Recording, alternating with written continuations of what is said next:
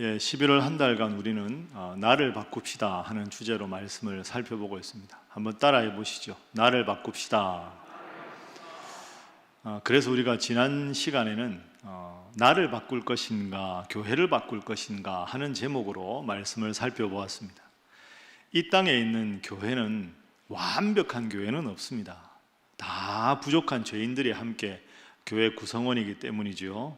그래서 교회가 다 완전하지 않기에 교회에 대해서 큰 문제가 없다면 나의 주관적인 기준을 가지고 교회에 대해서 목회자에 대해서 다른 성도들에 대해서 이런저런 비난을 하거나 그분들의 의도와 관계없이 사실을 왜곡하거나 그렇게 해서 교회나 성도들이나 목회자들을 시험 들게 하는 것은 잘못이다. 그렇게 나와는 관계없는 다른 사람, 성도들, 교회에 대해서 비난하기보다는 나의 변화가 필요하다. 그럼 내가 어떻게 변할 것인가? 내가 은혜 받는 훈련이 필요하다. 그래서 내가 이렇게도 은혜를 받고 저렇게도 은혜를 받고 말씀을 통해서도 은혜를 받고 찬양을 통해서도 은혜를 받고 홀로 기도하면서 은혜를 받고 은혜를 받는 통로를 다양하게 만드는 은혜 훈련이 필요하다. 이런 말씀을 나누었습니다. 그럼 오늘 이 시간에는 구체적으로 어떤 성도가 되어야 되는가? 나를 변화시킨다면 내가 어떤 성도가 되면 하나님께서 기뻐하시는가? 그 내용을 오늘 다음 주, 그 다음 주 이렇게 살펴보겠습니다. 첫 번째로 우리가 어떤 성도가 되어야 되는가 하는 것은 오늘 본문에 보면 믿음의 역사가 있는 성도입니다. 한번 따라해 보실까요? 믿음의 역사가 있는 성도. 오늘 본문 3절에 보면 너희의 믿음의 역사가 이렇게 나옵니다. 여러분, 믿음의 역사가 있는 성도가 무슨 뜻일까요? 믿음은 설명 안 해도 알 텐데 믿음의 역사가 있는 성도다. 역사가 뭡니까? 역사. 우선 얼핏 생각하기에 역사 이러면 우리가 수업 시간에 어릴 때 배웠던 학교에서 히스토리, 그 역사는 아닙니다. 그러면 믿음의 역사가 있는 성도라고 할 때 믿음의 역사가 뭘까? 그 역사라는 말은 믿음과 역사는 이렇게 정리가 되는 겁니다. 믿음은 내 마음속에 있는 거죠. 내 마음속에 하나님을 믿는 믿음이 있는 겁니다. 그럼 이 마음속에 있는 믿음이 겉으로 내 말과 행동으로 드러나는 것을 역사다 이렇게 말합니다. 그러니까 믿음의 역사가 있는 성도라는 말은 마음으로는 하나님을 믿고 겉으로 나의 언행 심사를 통해서 하나님을 믿는 믿음의 삶의 모습으로 구체적으로 드러나는 성도, 그게 믿음의 역사가 있는 성도입니다. 예를 들어서 여러분들이 자녀를 키울 때 아빠는 너를 믿는다, 엄마는 너를 믿는다 하는 말은 그 아이가 하는 말이 사실이라고 믿고 그 아이가 하는 행동을 전폭적으로 지지하는 것까지가 믿는다 하는 말이죠. 그래서 믿음의 역사가 있는 이 성도라는 말은 야고보서 표현대로 하면 행함이 있는 성도라는 뜻입니다. 자, 그래서 이렇게 한번 정리해서 저를 따라해 보시죠. 믿음의 역사란 행함이 있는 믿음이다. 자, 옆에 분들과 인사하겠습니다. 행함이 있는 믿음 생활 하시기 바랍니다. 그렇습니다, 여러분. 믿음이라는 건 머릿속으로, 마음속으로만 있는 게 아닙니다. 믿는 사람답게 살아가는 것까지가 그게 믿음이죠. 오늘 본문에 사도 바울이 데살로니가 교회 성도들에게 칭찬을 듬뿍 합니다. 지난주에 말씀 나눈 대로 이 데살로니가 교회는 사도 바울이 세웠습니다. 큰 도시에 작은 교회를 세웠는데 데살로니가에 있던 유대인들이 바울을 자꾸 괴롭힙니다. 그래서 바울이 데살로니가 교회를 세워놓고는 불과 몇 주, 아무리 길어도 6개월 이상 거기서 목회를 하지 못하고 다른 도시로 쫓겨갑니다. 베레아를 거쳐서 아덴으로 갑니다. 그러면 데살로니가 교회는 생각해 보십시오. 교회를 세운 지도자는 없지. 교회 세운 지 얼마 되지 않았으니까 다 초신자들이지. 다른 사람들이 왜 예수 믿느냐고 박해하지. 초신자들끼리 모였으니까 신앙생활의 핵심이 뭔지도 모르니까 자꾸 시행착오를 겪지. 이런 어려운 과정에 있었습니다. 그러니까 사도 바울은 자기가 베레아를 거쳐서 아덴에 가 있으면서 데살로니가 교회만 생각하면 걱정이 태산인 겁니다. 야, 내가 없는데 어떻게 신앙생활 할까? 박해가 있는데 어떻게 신앙생활 하고 있을까? 걱정이 태산입니다. 그런데 영적인 아들 디모데를 통해서 들어보니까 믿음 생활을 잘하고 있다. 그 말을 들었을 때 바울이 얼마나 기뻤겠습니까? 그래서 바울이 기뻐서 데살로니가 전서를 쓰는 거죠. 내가 들어보니 여러분들에게 믿음의 역사가 있다고 들었습니다. 그냥 마음으로만 믿는 게 아니라 겉으로 예수 믿는 사람답게 말하고 실천하는 여러분의 모습을 들었습니다. 너무너무 기쁩니다. 너무너무 하나님 앞에 감사합니다 하고 격려해서 지금 데살로니가 전서를 쓰는 겁니다. 3절의 믿음의 역사라는 단어를 좀 더 구체적으로 바울이 풀이하는, 어떻게 데살로니가 교회 성도들이 신앙생활을 했는가 한 구절씩 한번 살펴보겠습니다. 자, 여러분 5절 한번 화면 보십시오. 데살로니가 교회 성도들의 모습은 복음이 너희에게 말로만, 그죠? 믿는다 하고 말로만 한 게 아니라 능력과 성령과 큰 확신으로 너희의 믿음이 이루어졌다. 믿음의 역사가 있다는 말이죠. 얼마나 훌륭합니까? 말로만 믿는 게 아니라 삶으로 믿었다. 그것에 그치지 않습니다. 자, 6절 말씀 우리 함께 읽어볼까요? 시작. 또 너희는 많은 환난 가운데서 성령의 기쁨으로 말씀을 받아 우리와 주를 본받은 자가 되었으니. 아멘. 말씀을 받아서 주님을 본받는 삶으로 드러났다.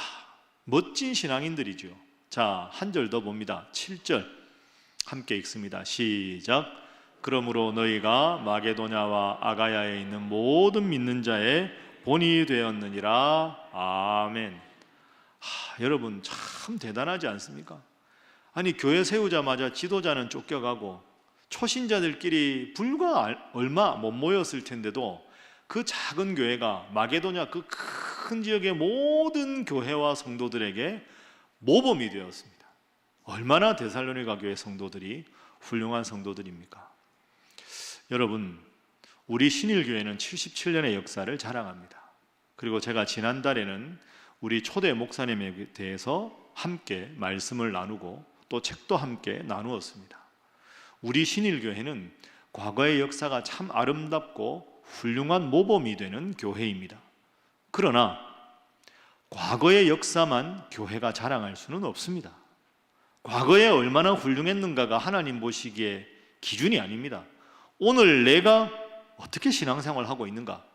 오늘 신일교회가 하나님 앞에 얼마나 바른 교회인가? 앞으로 신일교회와 신일성도가 하나님 보시기에 얼마나 영광을 돌릴 것인가? 그게 하나님 앞에 훨씬 중요한 것이죠. 모쪼록 저와 여러분이 열심히 기도하고 하나님 뜻대로 열심히 최선을 다해서 과거만 아니라 현재와 미래가 하나님께 기쁨이 되는 교회, 기쁨이 되는 여러분 모두가 될 수 있기를 주님 이름으로 축복합니다. 자, 옆에 분들과 인사 한번 하겠습니다. 행함이 있는 믿음이 중요합니다. 자, 이번에 이렇게 인사하겠습니다. 믿음 생활이 중요합니다. 믿음의 역사가 있는 데살로니가 교회 성도들, 우리가 어떻게 하면 그렇게 할 수 있을까요? 행함이 있는 믿음. 자, 이제 두 번째, 믿음 생활 잘하는 비결이 뭘까요? 우리가 믿음 하는데 잘하는 비결을 알아야 믿음 생활을 잘할 수 있지 않겠습니까? 어떻게 하면 행함이 있는 믿음, 믿음의 역사가 있는 성도로 하나님 앞에 칭찬받을 수 있을까? 오늘 본문에는 그 방법이 구체적으로 나와 있지 않습니다. 그런데 성경 전체적으로 보면 우리가 믿음 생활 잘할 수 있는 비결, 그걸 우리가 이렇게 한번 정리해 볼 수 있습니다. 자, 먼저 여러분 이런 말 있죠. 화면 보시면 제가 썼는데요. 보리 한 줌 움켜쥔 사람은 쌀가마니를 들 수 없다, 이런 말이 있습니다. 그러니까 손에 이제 욕심이 있어가지고 보리 한 줌을 꽉 쥔 사람은 그 보리를 놔야 쌀가마니를 드는데 내 당장 필요한 거, 그 한 움큼 잡은 걸 놓지 못하기 때문에 쌀가마니 더 중요하고 더 소중한 걸 들지 못한다 하는 겁니다. 저 속담이 우리에게 보여주는 의미가 뭘까요? 여러분의 손에는 지금 무엇을 움켜쥐고 있습니까? 이걸 묻는 겁니다. 내 인생에 제일 중요하다고 꽉 움켜쥐고 절대 놓지 않으려고 하는 것, 여러분 인생이 뭡니까? 여러분이 지금 딱 손에 제일 붙잡고 절대로 이건 내 포기 못해, 여러분 다 있으실 거 아닙니까? 그게 뭘까요? 질문을 바꿔볼까요? 데살로니가 교회 성도들에게는 꼭 손에 붙잡은 게 뭘까요? 믿음이죠, 믿음. 여러분, 우리가 인생을 한번 살아가는데 우리의 인생에 반드시 붙잡아야 될 제일 중요한 것, 제일 본질적인 것은 하나님을 믿는 믿음인 줄로 믿습니다. 이걸 분명히 붙잡아야 우리 인생에서 실패하지 않는 거죠. 그래야 우리가 데살로니가 교회 성도들처럼 될 수 있는 겁니다. 초신자여도, 지도자가 없어도, 박해가 많아도, 믿음의 뿌리가 깊지 않아도 데살로니가 교회 성도들은 딱 손에 붙잡은 게 주님을 믿는 믿음이었습니다. 그 믿음을 딱 붙잡은 사람들이 많지 않아도 그 믿음을 붙잡은 성도들이 있을 때 데살로니가 교회 성도들이 하나님 앞에, 그리고 사도 바울 앞에 칭찬을 받을 수가 있었던 거죠. 깊이 여러분 스스로에게 질문하십시오. 여러분의 손에 가장 중요하게 붙잡은 것은 무엇인가? 과연 믿음인가? 과연 내 인생에 제일 중요한 게 믿음인가? 여러분 한번 깊이 생각해 보십시오. 아마 이렇게 생각할 수도 있겠죠. 여러분, 보통 사람들이 이렇게 삶을 살아가다가 뭘 붙잡을까요? 제일 먼저 탁 이렇게 손에 붙잡는 거, 제일 먼저 관심이 가는 거, 제일 먼저 하고 싶은 것, 그게 뭘까요? 얼핏 생각하면 이런 거 아닙니까? 쉬운 거, 재밌는 거, 즐거운 것, 요 세 가지를 찾습니다. 쉽고 재밌고 즐거운 것. 여러분 생각해 보십시오. 여러분 인생에서 쉽고 재밌고 즐거운 것, 이 세 가지를 다 만족하는 게 어떤 일이 있을까요? 쉽고 재밌고 즐거운 일. 그럼 이렇게 한번 여쭤보겠습니다. 신앙생활 하는 게 쉽고 재밌고 즐겁습니까? 아니요 그러셨죠 지금. 네. 쉽고 재밌고 즐거운 일인가 신앙생활이? 솔직히 아니요 하신 것처럼 그렇지 않습니다. 신앙생활 하는 게 쉽지 않습니다. 처음에는 쉬운 것 같은데 별로 쉽지가 않지요. 재밌나? 즐겁나 물으면 재밌을 때도 있고 즐거울 때도 있는데 솔직히 그러지 않을 때도 있습니다. 마음이 이렇게 강팍해졌을 때, 내 마음이 비뚤어졌을 때는 어떤 마음이 듭니까? 목사님 솔직히 성경은 옛날 책이라 딱딱하기도 하고, 기도해도 하나님이 안 들어주실 때도 있고, 예배는 맨날 형식이 똑같고, 목사님 설교하시지만 결국 예수님 잘 믿으라는 이야기 아닙니까? 별로 재미없습니다. 그렇다고 고개 끄덕이시면 안 됩니다. 지금 이 상황에서. 근데 여러분 생각해 보십시오. 쉽고 재밌고 즐거운 거 사람들이 다 찾잖아요.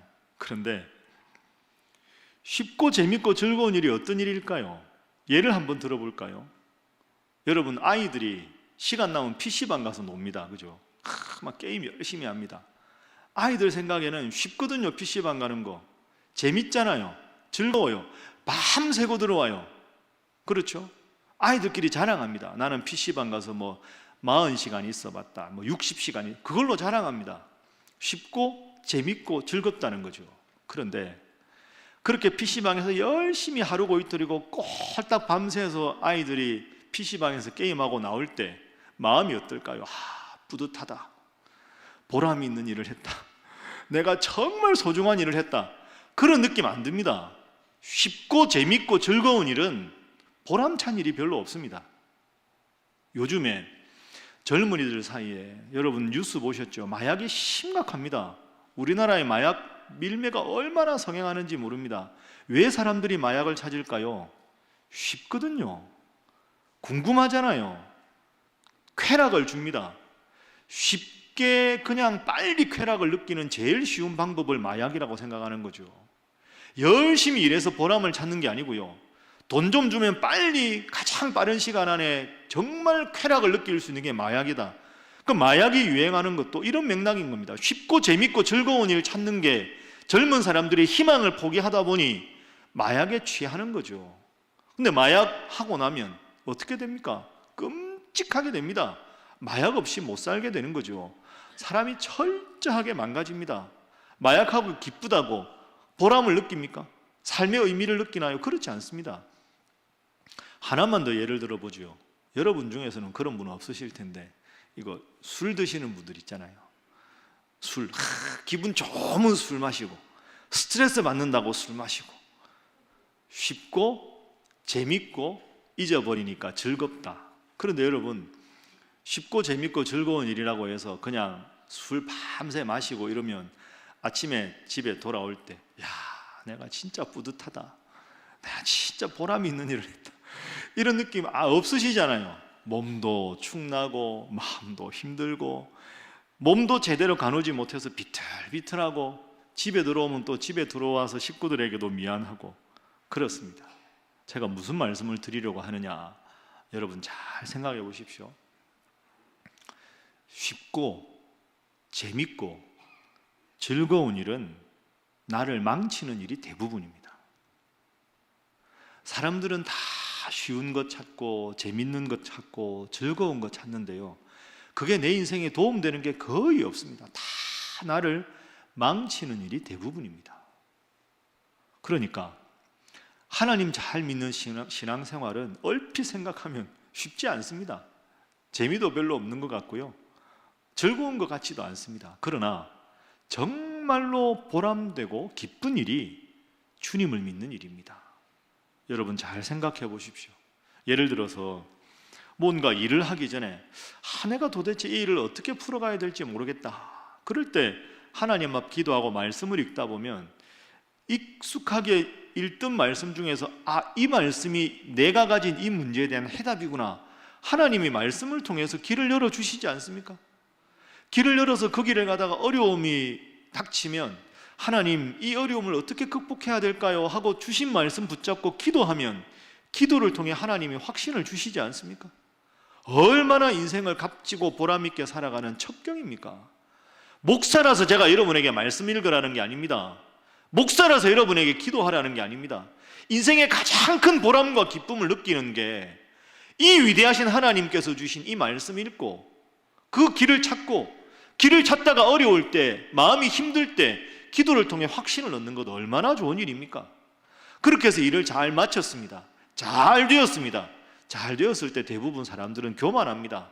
그러나 하나님 믿는 사람은 내가 한 게 아니거든요. 하나님의 말씀을 통해 보여주시고 기도를 통해 깨달은 길을 갖는 거기 때문에 다른 사람 다 칭찬해도 교만하지 않고 겸손할 수 있습니다. 여러분, 교만한 사람이 좋습니까? 겸손한 사람이 좋습니까? 겸손해야 사람이 더 따르지 않습니까? 열심히 했는데 내 뜻대로 일이 안 될 때가 있습니다. 사람들은 다 환경 탓하고 다른 사람 탓하는데, 그럴 때도 하나님을 믿는 사람은, 그래, 하나님이 나를 성숙하게 만드시려나 보다, 하나님이 이 일을 통해서 더 하나님을 깊이 신뢰하게 하시려나 보다 하고, 그런 상황에서도 희망을 잃지 않을 수가 있습니다. 이렇게 생각하면 신앙생활보다 보람된 일은 없고, 신앙생활보다 우리 인생에 유익한 일은 없습니다.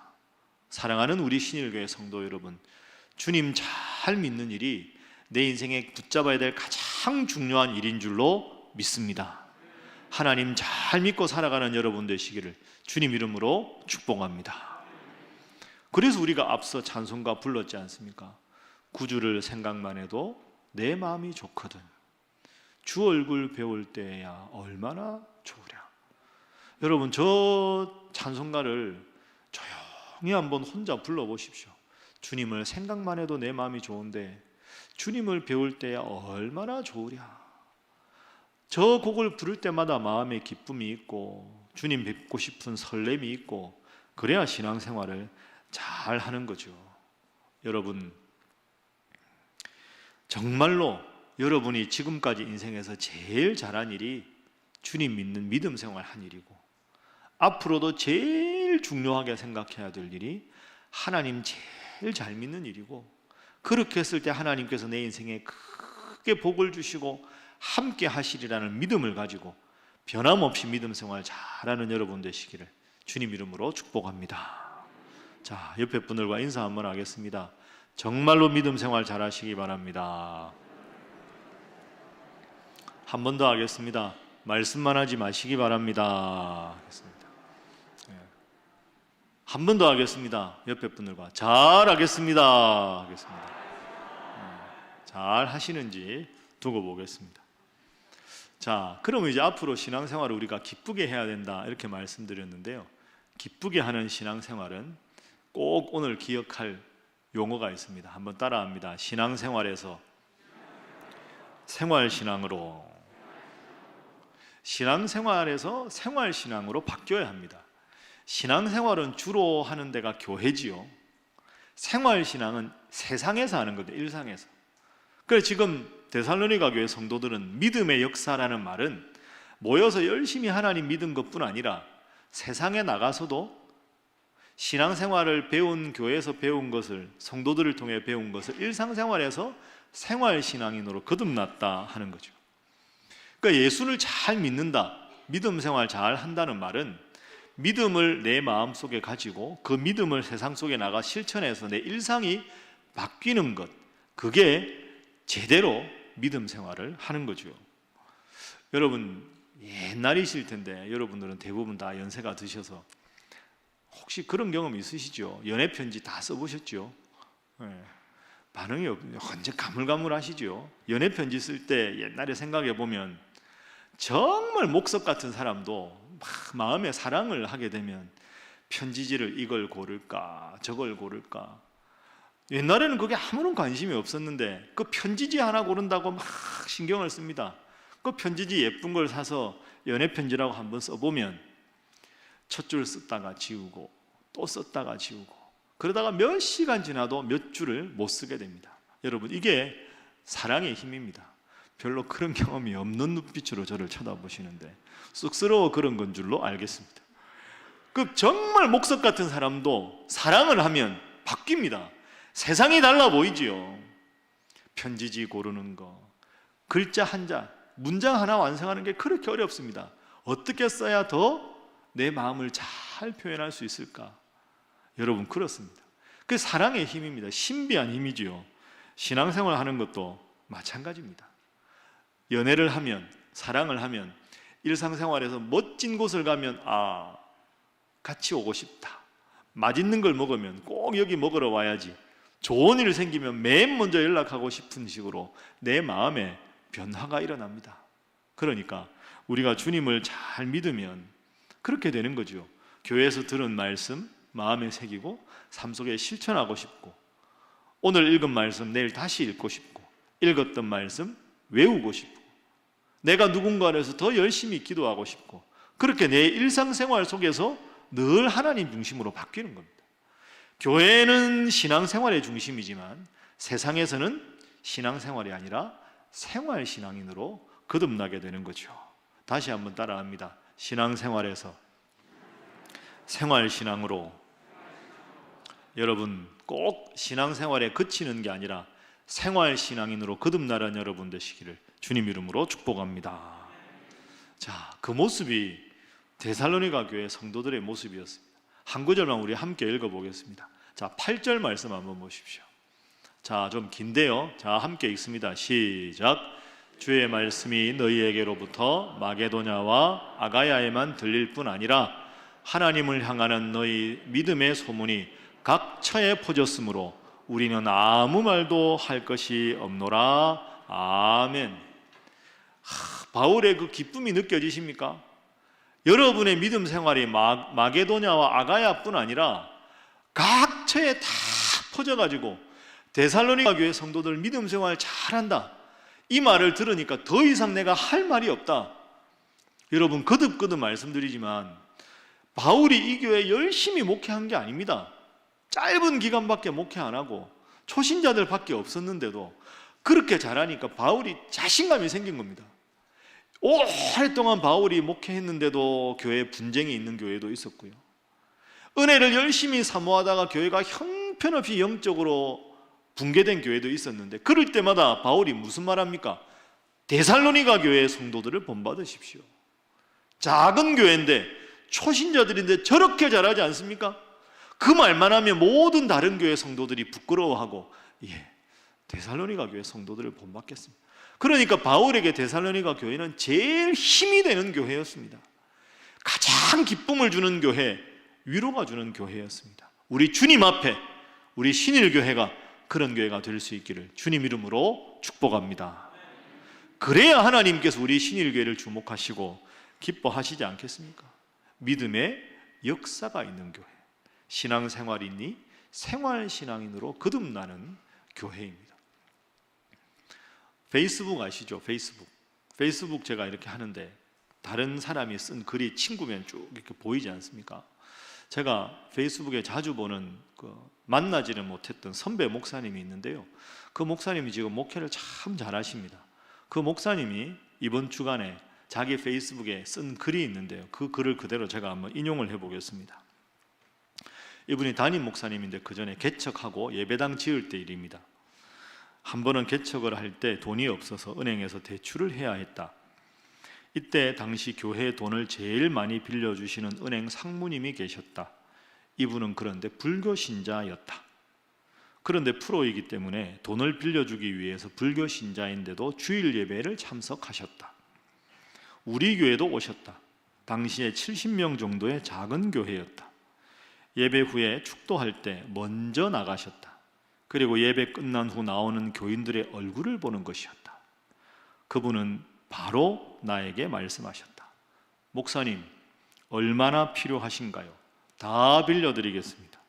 나오시는 교인들의 얼굴을 보니 빛이 납니다. 교회가 성장할 것 같습니다. 크게 성장할 것 같습니다. 정말 예수님을 안 믿는 불교 신자 상무님의 예언대로 교회가 크게 성장하게 되었다. 믿지 않는 사람, 심지어 불교 신자에게도 주님을 믿는 사람의 얼굴에 나타난 빛을 볼 수 있었던 것이다. 여러분, 대단하지 않습니까? 불교 신자가 예배당에 온 것도 대단하지만 70명 성도가 예배 끝나고 나가는 모습이 얼마나 환했으면 불교 신자가 쉽게 말하면 은혜를 받아가지고, 야, 이 정도 예배 끝나고 교인들 얼굴이 밝으면 이 교회 크게 부흥하겠다고, 대출금 다 드리겠다고 그렇게 말했다 하는 거죠. 제가 이 설교 준비하면서 그런 생각해 봤습니다.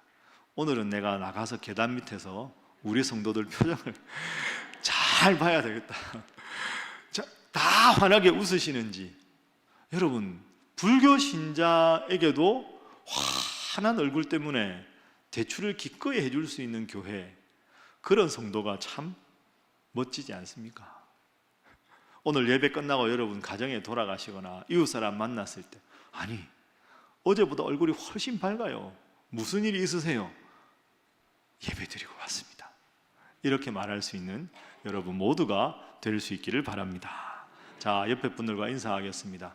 멋진 신일교회 성도로 신앙생활 잘 하시기 바랍니다. 하겠습니다. 자, 한 번 더 합니다. 생활신앙인 되시기 바랍니다. 지난주일에 말씀드린 대로 한국교회가 여러분 아시는 대로 위상이 많이 추락했습니다. 교회마다 성도들 숫자가 많이 줄어든다고도 하고 여러 가지 어려운 일이 많이 생겼습니다. 그러나 여러분, 그렇지 않습니다. 위기는 기회입니다. 홍수에 마실 물이 없습니다. 그러나 이럴 때일수록 세상이 주목하는 것은 그래도 은혜 받은 성도, 그래도 하나님 앞에 정말 부응하는 교회가 어딘가, 정말로 진짜 교회, 알짜배기 성도, 정말 하나님 잘 믿는 교회, 잘 믿는 성도가 되면 하나님께서 교회에 큰 부흥을 주실 줄로 믿습니다. 그 교회, 그 성도가 우리 신일교회가 되고 신일 성도가 될 수 있기를 주님 이름으로 축복합니다. 이제 말씀을 정리하겠습니다. 여러분 방금 아멘 크게 하셨습니다. 입술로 아멘 하는 거 좋습니다. 설교에 여러분이 아멘 하시면 제가 힘이 납니다. 참 감사합니다. 좋은데 더 좋은 게 있습니다. 그건 말씀 들을 때 아멘 하는 것뿐 아니라 아멘 다음에 그렇게 살아가는 게 더 중요하죠. 아멘 이후가 중요합니다. 아멘 하고 돌아서서 세상에 나가서 실천하는 신앙인이 되는 게 중요한 게 아니겠습니까? 아멘의 고백보다 아멘 다음이 중요하고 신앙생활도 중요하지만 생활 신앙인으로 거듭나는 것이 중요합니다.